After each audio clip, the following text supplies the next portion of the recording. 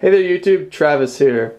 So, this is what happens when you get really desperate for a French bike because there aren't any in your area. This is my new to me 1977 Motobecane 50V.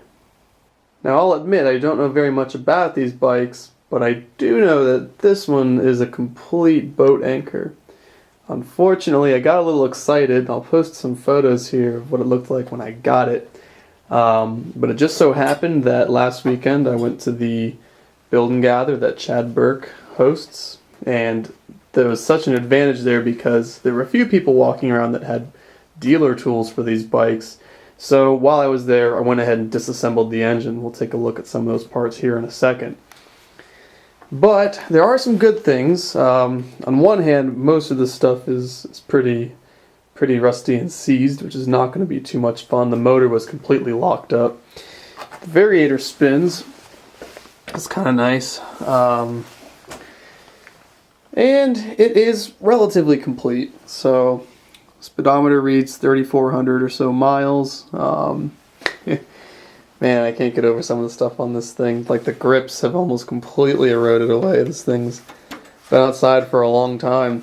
Front tire holds air, rear one doesn't. But all in all, I was looking for a pretty French bike, and you know what? This one has the potential to be that. It is the yellow, that's what I was looking for. And it does have the long seat, which I think is pretty cool. And I said to myself, no more Puch Maxis. I'm done with tanks that are integral to the frame. Well, unfortunately, so is this one. So that'll need treated before I can run gas through it. We'll see if that'll come in the camera. This is the 30-mile-an-hour model, so that's pretty cool. Now, we'll go ahead and take a look at some of these parts here, and all I could find were beer can boxes, so they're spread between the two right now. The motor's completely apart, and as I said, the advantage was that some people at this event in Kalamazoo, Michigan had dealer tools, or at least very close to them, which was pretty necessary to get a circlip off one side of the crank. There was a really deep channel, and some guy had needle nose pliers he had completely filed down, and those were able to get those out, but everything was locked up. The good news, though, is that it appears we can save the cylinder. This is the P cylinder. It sounds like Motobecane,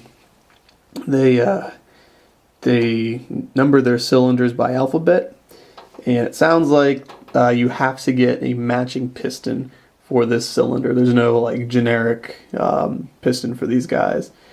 It is pretty bad in there. I really think that this can be saved by honing. We will see.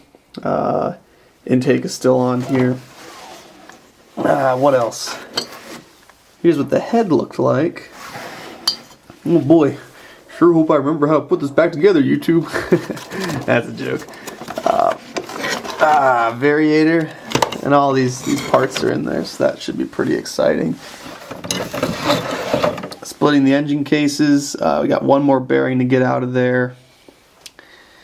This engine case itself is pretty small. It's kind of like, almost like Hobbit. I'm going to have to get my hands on a new exhaust because it looks like, see down there, somebody repaired that at one point. The threads are at least damaged on the one side, so went ahead and bought a bike that needs everything. This should be fun. French bikes are notorious for being very finicky, so we'll see how it goes. Here's one of the things I really wanted to show you. This is the crank. I'd like to see if this can be saved or not. I'm going to talk to some of the people in the moped community that offer crank reconditioning. I'd prefer not to have to buy a new one because they are expensive, but yeah, it's completely seized up. I can't even. Who knows, maybe somebody will be able to press a new bearing in there. We'll see. Man, what a boat anchor. Oh yeah, I get to learn this thing, so I might be pronouncing this wrong. Is it a Gertner Carburetor? Never seen one like this before, but supposedly, if you're just running a stock setup, it'll be plenty reliable for that. Problems with these are when people start to really modify the bike. Most people switch over to a Del Ordo. So there you have it, YouTube. Sorry there's not too much to talk about just yet until I really get some work into it. But I haven't mentioned this yet, but this bike really does have something good going for it. And that is that I am really, really, really stoked about it. So work on this one is likely to get done pretty quickly. Alright YouTube, well, hope you enjoyed that. You'll get progress how this one goes, just like the rest of the bikes. And until next time.